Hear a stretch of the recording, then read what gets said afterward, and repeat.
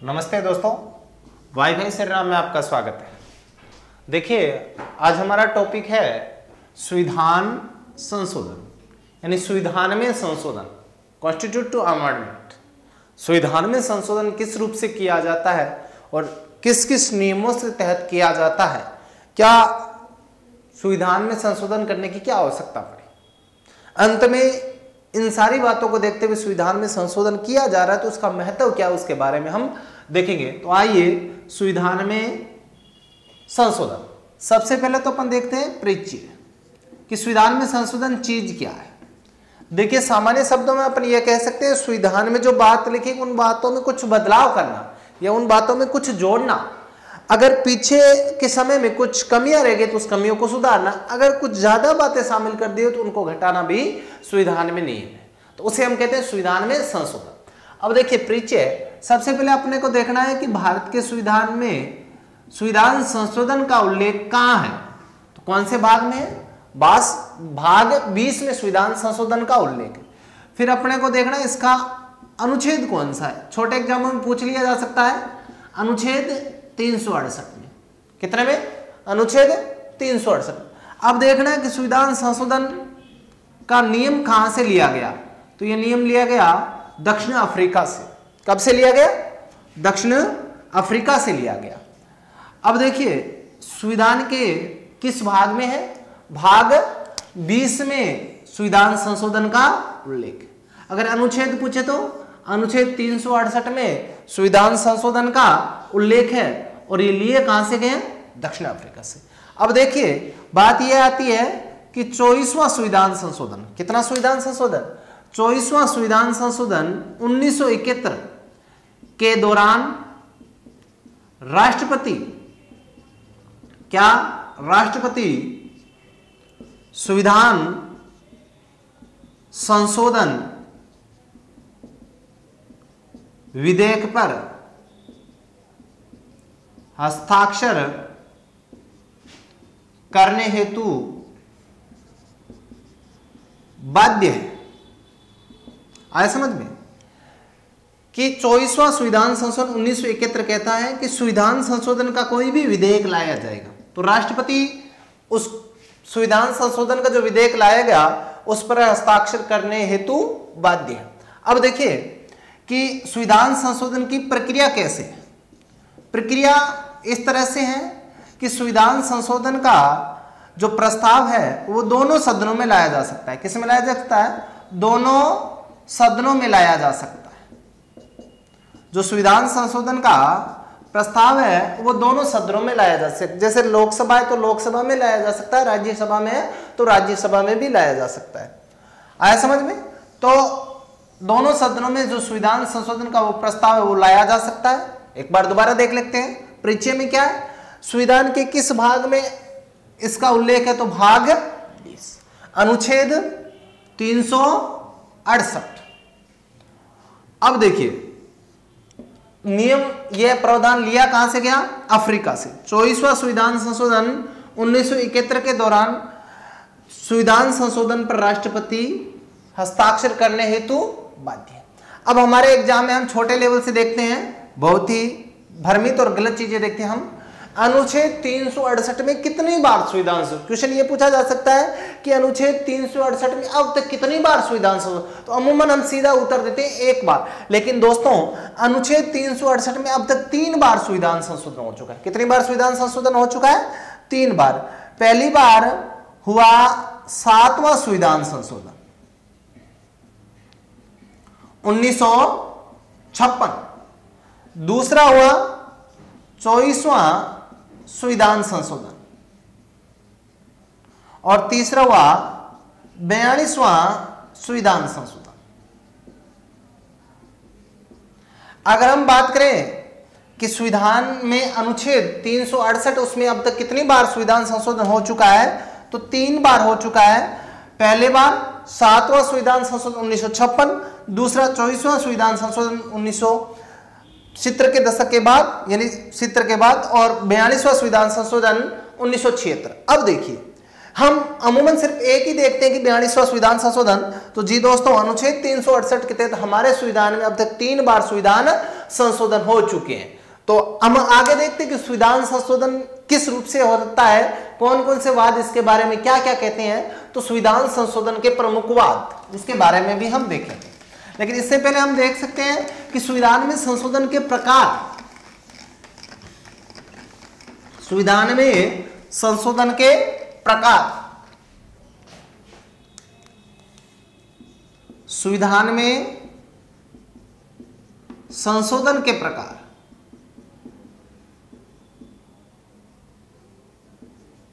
संशोधन के प्रकार, यानी जो संविधान में संशोधन है कितने टाइप से किया जाता है, कितने तरीके से किया जा सकता है। तो देखिए, जो संविधान में है उसमें तो 3 है, 3 तरह से। लेकिन आपको पूछ ले अनुच्छेद 368 में, तो अनुच्छेद 368 में आपको ध्यान रखना है 2 तरह से। अब 3 तरह से कौन कौन है।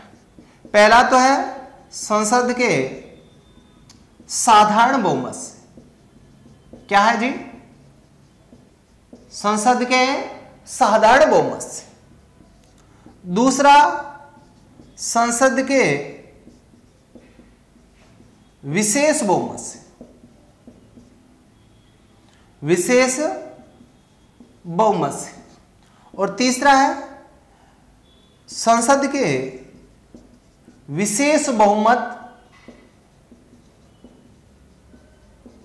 प्लस 2/3 राज्यों का सहयोग। आधे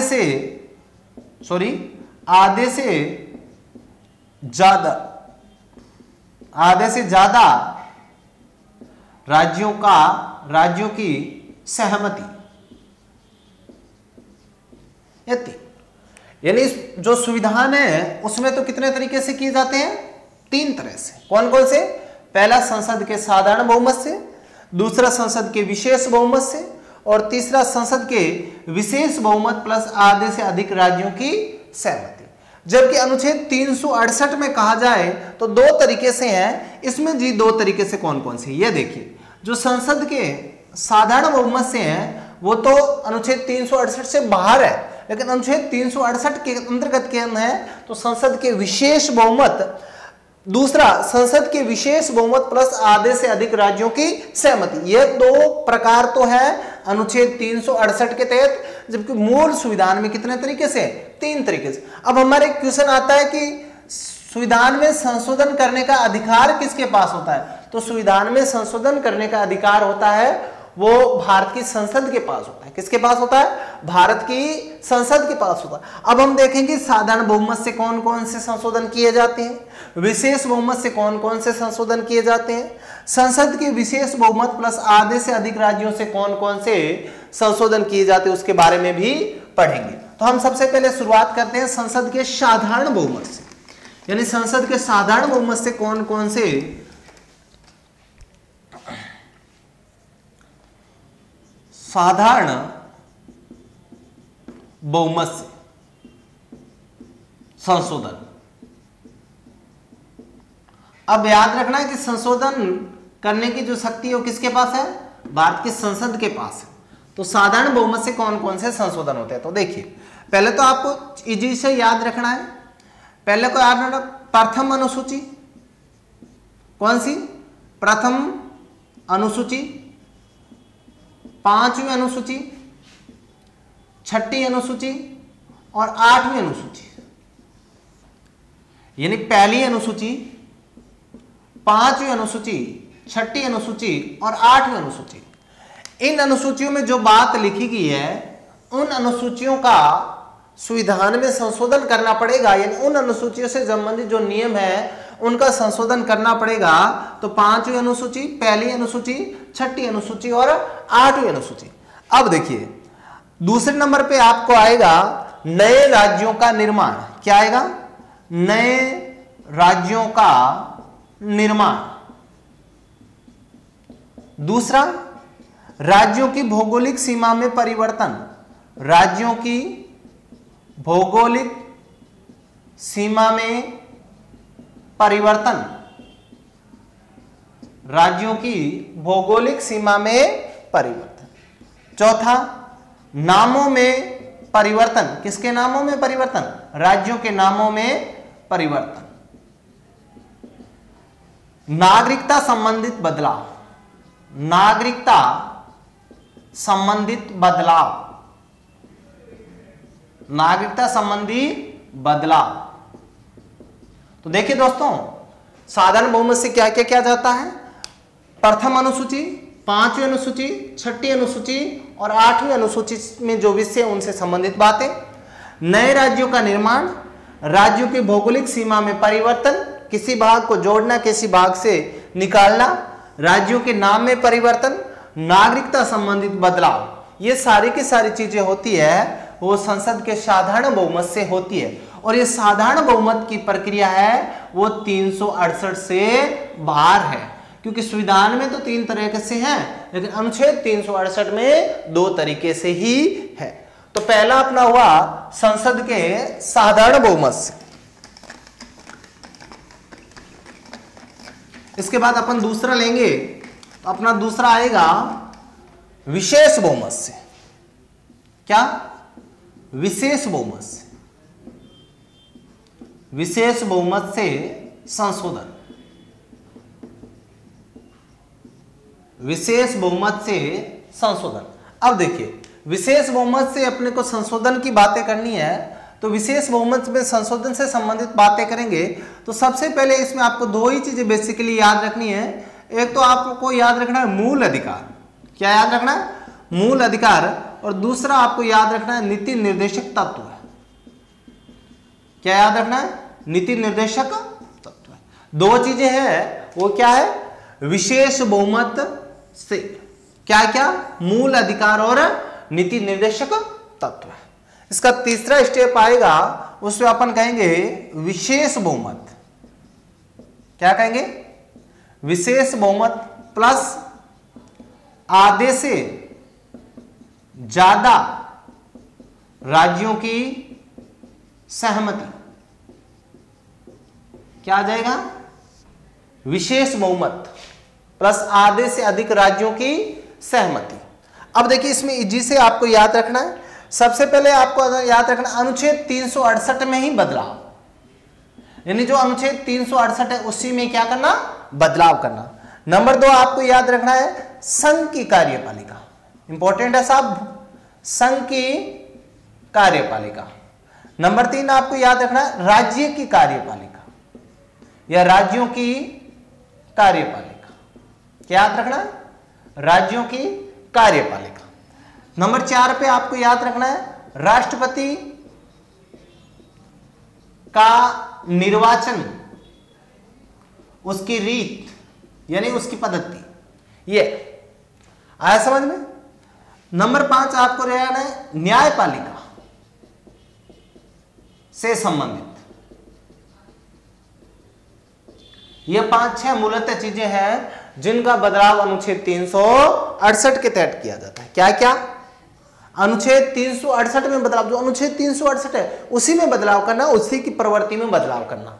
और मैंने यह भी बता दिया कि अनुच्छेद 368 में अब तक कितनी बार बदलाव हो चुका है? 3 बार। 7वां संविधान, 24वां संविधान संशोधन और 42वां संविधान संशोधन। उसके बाद संघ की कार्यपालिका, मैंने आपको बता दिया होगा संघ की कार्यपालिका क्या है, क्या क्या होते हैं। संघ की कार्यपालिका राष्ट्रपति, उपराष्ट्रपति, प्रधानमंत्री, उसका मंत्रिमंडल और महान्यायवादी। इसी तरह से राज्य की कार्यपालिका, राज्य की कार्यपालिका की बात करें तो राज्य में राज्यपाल, मुख्यमंत्री, अगर किसी राज्य में 2 सदन है तो विधानसभा और विधान परिषद, राजस्थान के संदर्भ में ले तो विधानसभा। राष्ट्रपति की निर्वाचन पद्धति और उसके निर्वाचन की प्रक्रिया और रीति, न्यायपालिका से संबंधित विवाद, न्यायपालिका से संबंधित बातों में बदलाव, यह किया जाता है विशेष बहुमत प्लस आधे से अधिक राज्यों की सहमति। तो कितने तरीके से हुए? 3 तरीके से। मूल संविधान में 3 तरीकों से, जबकि अनुच्छेद 368 के तहत 2 तरीकों से। तो यह तो हो गया संविधान का एक सामान्य परिचय। अब संविधान संशोधन से संबंधित वाद क्या क्या कहते हैं उनके बारे में देखेंगे। बहुत ही बड़े लेवल से एग्जामों में पूछा जाता है। प्रमुख वाद यानी कौन सा विवाद क्या कह रहा है, कौन सा डिफ्यूट क्या कह रहा है अपने बारे में, संविधान संशोधन के बारे में। तो सबसे पहले बात करते हैं अपन शंकरी प्रसाद बनाम भारत संघ। शंकरी प्रसाद बनाम भारत संघ। अब देखिए, जो शंकरी प्रसाद बनाम भारत संघ है, यह 7वां संविधान संशोधन 1956, ठीक है, उससे पहले अर्थात 7वां संविधान संशोधन 1956 का मतलब बात करें तो बात है राज्यों का पुनर्गठन। लेकिन अपन बात करते हैं शंकरी प्रसाद बनाम भारत संघ। प्रथम संविधान संशोधन, क्या? प्रथम संविधान संशोधन। और प्रथम संविधान संशोधन का मतलब 1951, और यह उल्लेख करता है किसका? भूमि सुधार का। और यह कहता है कि विधि के तहत, किसके तहत? विधि के तहत संविधान संशोधन प्रासंगिक नहीं है। संविधान संशोधन प्रासंगिक नहीं है।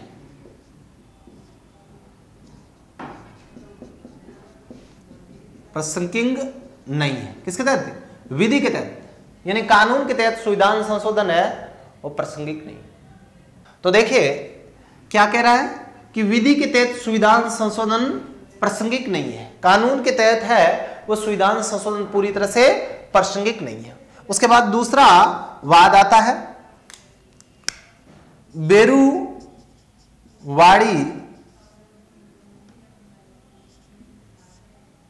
बेरुवाड़ी संघ बनाम पश्चिमी बंगाल। अब देखिए यह मामला 1960 का, कब का है? 1960 का। यह कहता है कि प्रस्तावना संविधान का मूल भाग नहीं है, इस कारण उसे पूरा बदला जा सकता है, यानी उसे संपूर्ण बदला जा सकता है।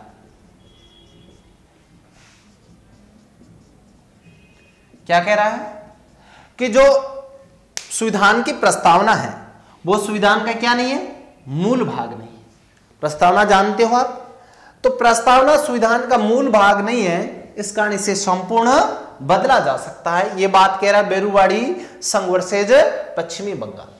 इसका तो पहला हो गया शंकरी प्रसाद बनाम भारत संघ, दूसरा गया बेरुवाड़ी संघ वर्सेज पश्चिमी बंगाल। आते हैं आगे, तीसरे पर चलते हैं।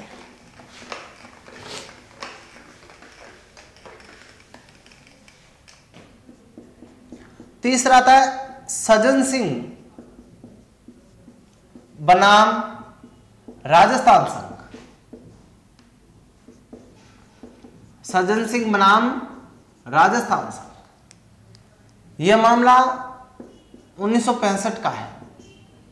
तो देखिए अप्रैल 1964 में सर्वोच्च न्यायालय के द्वारा प्रथम वाद की बात को सही माना गया। प्रथम वाद की बात को सही मान्य, यानी प्रथम वाद का मतलब शंकरी प्रसाद बनाम भारत संघ की बात को सही माना कि जो संविधान संशोधन वो विधि के तहत पूरी तरह प्रासंगिक नहीं है। यह बात कह रहा है सज्जन सिंह बनाम राजस्थान संघ। इसके बाद चौथा आता है, उसको अपन कहते हैं गोलकनाथ बनाम पंजाब राज्य। यह मामला उठता है 1967 में। उसके बाद आगे चलते हैं तो आता है केशवानंद भारती मामला। भारती मामला 1973। अब देखिए केशवानंद भारती मामला क्या होता है। न्यायमूर्ति सीकरी के नेतृत्व में, किसका, यानी केशवानंद भारती मामला का गठन किया जाता है किसके नेतृत्व में? न्यायमूर्ति सीकरी के नेतृत्व में इसका गठन किया जाता है। और ये क्या कहता है, प्रस्तावना संविधान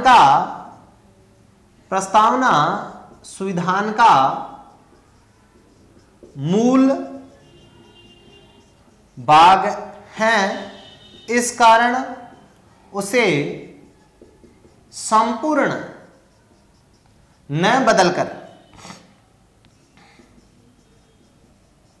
उसका कुछ भाग बदला जाएगा।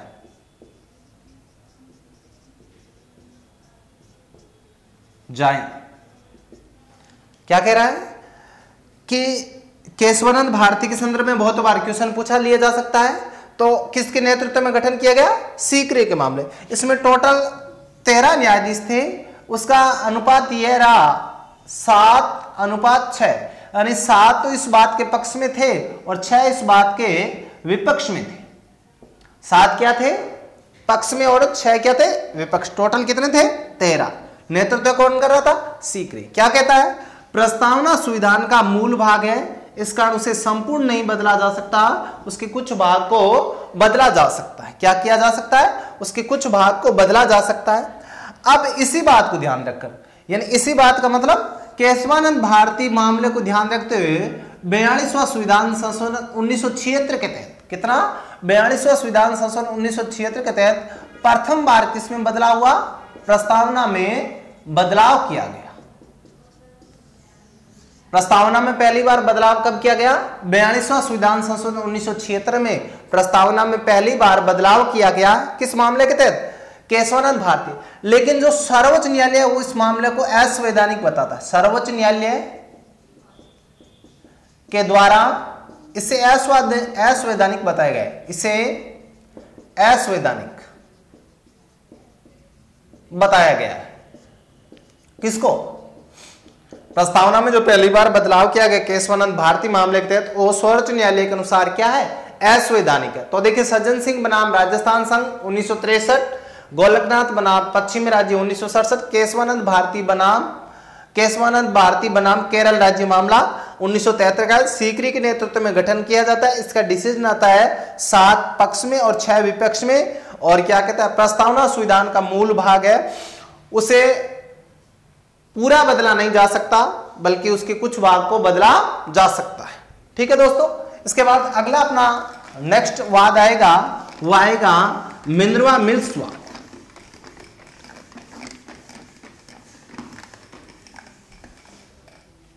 मिनर्वा मिल्स मामला 1980।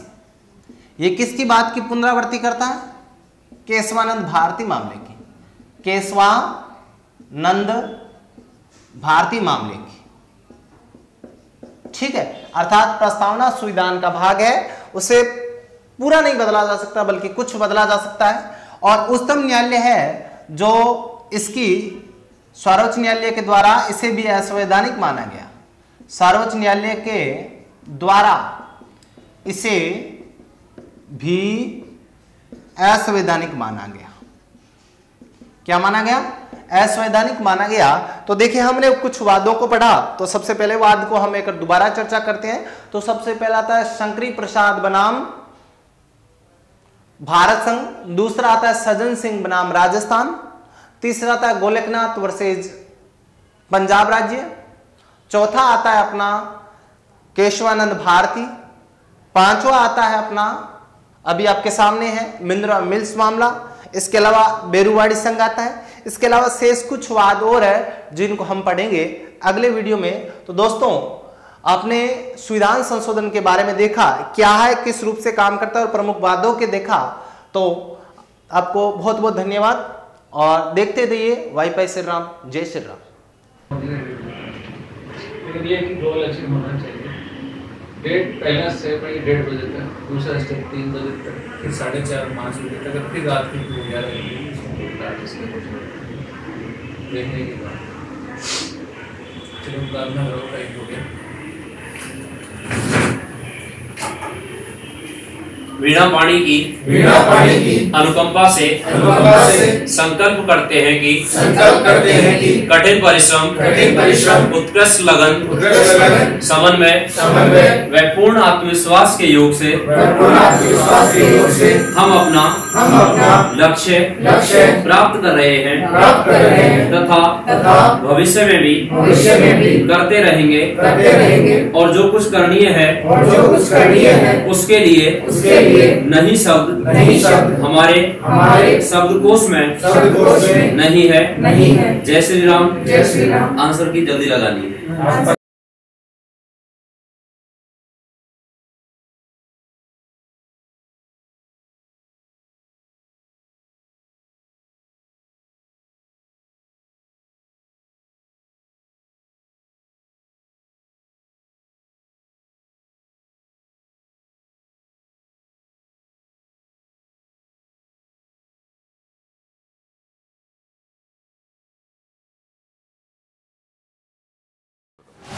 आज का ये बहुत बड़ी सफलता का दिन RS proper. Thank you. Best of luck. शानदार तालियां लोगों से पकड़ा उस पानी में डाल दिया जबरदस्त। उसका सांस घुटने लगा, वो ऊपर उठना चाह रहा था, गुरु ने वो जोर से दबा दिया, उसने पूरा जोर लगा दिया और जब 1-2 मिनट तक उसको दबाए रखा और बिल्कुल जब लगा कि अब भी दबाए रखा तो ये मर जाएगा, तब उसको छोड़ा। वो जब बाहर वापस आया तो उसने कहा गुरुजी ये आपने क्या किया? मैं तो क्या पूछ रहा था और आप तो उल्टा मेरे को मारने चले। तो गुरु ने कहा कि बिल्कुल लास्ट में आपको कैसा महसूस हो रहा था? जब एक सांस के लिए मेरा ये हो रहा था कि पूरी जान लगा लो, किसी तरह से बाहर निकल जाए। तो उसने कहा कि वो जो फीलिंग आपको उस वक्त हो रही थी, वो फीलिंग अगर आप अपने किसी भी चीज को जो आप अचीव करना चाहते हो, वो फीलिंग, वो एफर्ट, वो आप उसमें लगाओगे, वो शिद्दत है। और वो शिद्दत अगर आप पैदा कर लेते हो अपने लक्ष्य के प्रति, तो मैं नहीं समझता कि लक्ष्य आपसे, आप क्यों नहीं लक्ष्य हासिल कर सकते।